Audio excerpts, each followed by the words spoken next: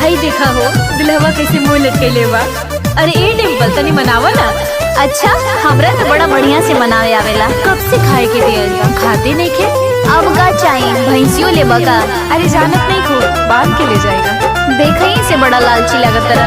खाला खाला ए दुल्हा गरम खिचड़ी। खाला खाला ए दुल्हा गरम खिचड़ी। पवला दहेजवा में घड़ी सी कड़ी। पवला दहेजवा में घड़ी सी कड़ी। खाला खाला ए दुल्हा गरम खिचड़ी। खाला खाला ए दुल्हा। अरे खा ली ना जीजा, ऐसे काहे करतनी। हम खियाई का हाथे से तबे खाए मैं।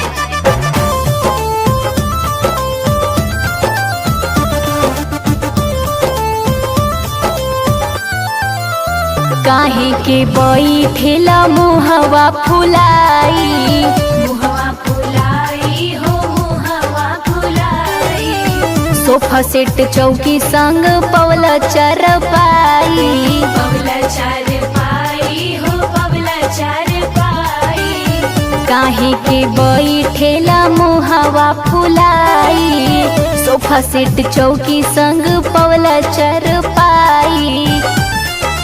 अब का तुले बामुसर वो खरी। खाला खाला ए दुल्हा गरम खिचड़ी।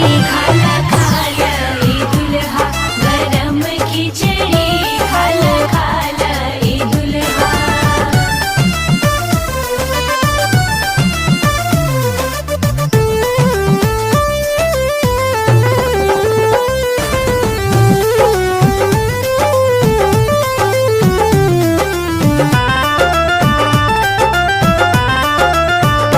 गईली सास सरहज तोहके समझाई। तोहके समझाई हो तोहके समझाई।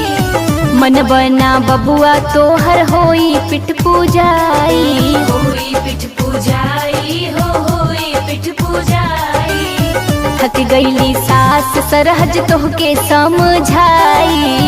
मन बना बबुआ तोहर होई पिठ पूजाई। टुन टुन बीकी रोवेले उतार पगरी। खाला खाला ए दुल्हा गरम खिचड़ी।